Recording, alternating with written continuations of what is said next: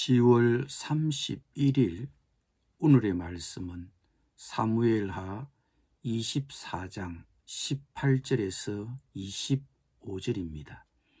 이날에 갓이 다윗에게 이르러 그에게 아뢰되 올라가서 여부스 사람 아라우나의 타작마당에서 여호와를 위하여 제단을 쌓으소서 하매 다윗이 여호와께서 명령하신 바 갓의 말대로 올라가니라. 아라우나가 바라보다가 왕과 그의 부하들이 자기를 향하여 건너옴을 보고 나가서 왕 앞에서 얼굴을 땅에 대고 절하며 이르되 어찌하여 내 주 왕께서 종에게 임하시나이까 하니 다윗이 이르되 내게서 타작마당을 사서 여호와께 제단을 쌓아 백성에게 내리는 재앙을 그치게 하려 함이라 하는지라. 아라우나가 다윗에게 아뢰되 원하건대 내 주 왕은 좋게 여기시는 대로 취하여 드리소서. 번제에 대하여는 소가 있고 뗄 나무에 대하여는 마당지라는 도구와 소의 멍에가 있나이다. 왕이여 아라우나가 이것을 다 왕께 드리나이다 하고 또 왕께 아뢰되 왕의 하나님 여호와께서 왕을 기쁘게 받으시기를 원하나이다. 왕이 아라우나에게 이르되 그렇지 아니하다. 내가 값을 주고 내게서 사리라. 값없이는 내 하나님 여호와께 번제를 드리지 아니하리라 하고 다윗이 은 50세겔로 타작마당과 소를 사고 그곳에서 여호와를 위하여 제단을 쌓고 번제와 화목제를 드렸더니 이에 여호와께서 그 땅을 위한 기도를 들으시매 이스라엘에게 내리는 재앙이 그쳤더라. 아멘.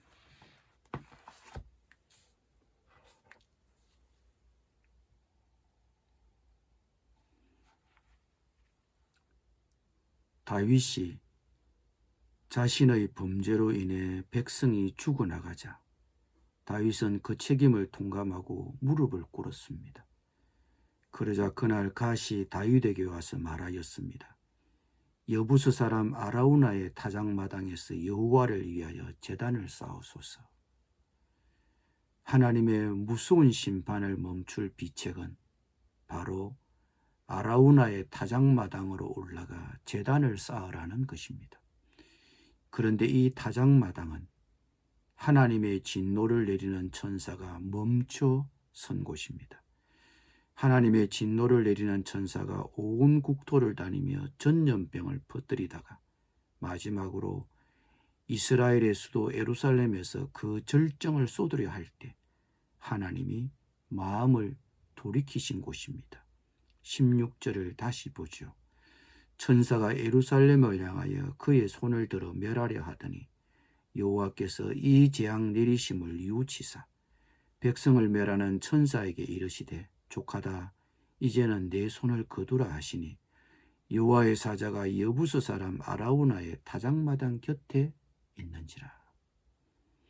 하나님이 진노를 멈추신 곳 그 타작마당으로 올라가 거기서 제단을 쌓으라는 것입니다. 이에 다윗은 예언자 선지자 갓의 말대로 하나님께 제단을 쌓기 위해 아라우나가 소유한 그 타작마당으로 올라갔습니다. 자기의 땅에서 하나님의 심판을 멈추기 위해 제단을 쌓겠다는 말을 들은 아라우나는 자신의 타작마당을 그냥 내놓겠다고 말했습니다. 돈을 받지 않겠다는 것입니다. 그러나 다윗은 마땅한 값을 지불하겠다고 고집했습니다. 24절입니다. 왕이 아라우나에게 이르되 그렇지 아니하다. 내가 값을 주고 내게서 사리라. 값없이는 내 하나님 여호와께 번제를 드리지 아니하리라 하고 다윗이 은 50세겔로 타작마당과 소를 사고 어쩌면 명분이 있지 않습니까?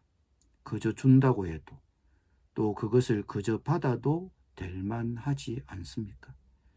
요즘 현대 국가들도 나라가 필요로 한다고 하면 토지를 수용하지 않습니까?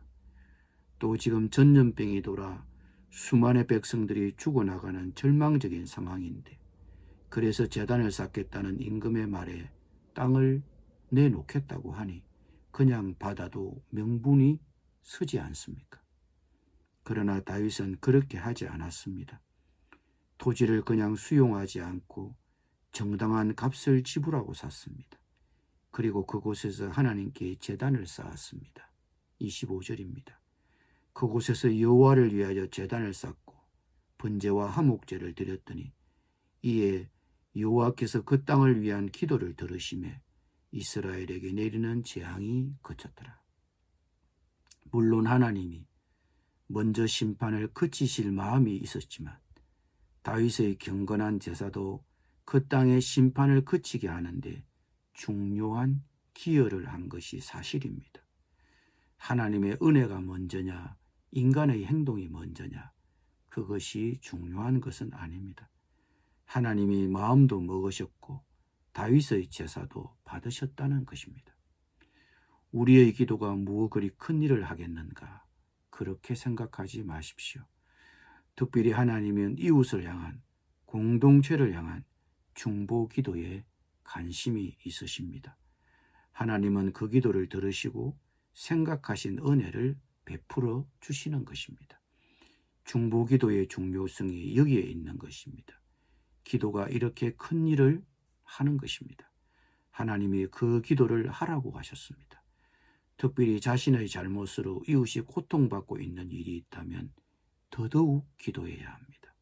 하나님이 자신을 용서해 주심으로 이웃이 받는 고통이 끝나야 하는 것입니다. 혹 내 가정이 겪는 어려움이 내가 속한 공동체가 겪는 시련이 나의 잘못 때문은 아닙니까? 그 어려움, 그 고통을 끝내주시도록 기도드려야 합니다. 물론 하나님은 먼저 심판을 그칠 마음이 있으십니다. 그러나 하나님은 우리의 기도를 원하십니다. 그것이 하나님이 일하시는 방식입니다. 이웃이 어려움을 겪고 있습니까? 질병으로 투병 중에 있습니까? 하나님은 우리의 기도를 기다리십니다.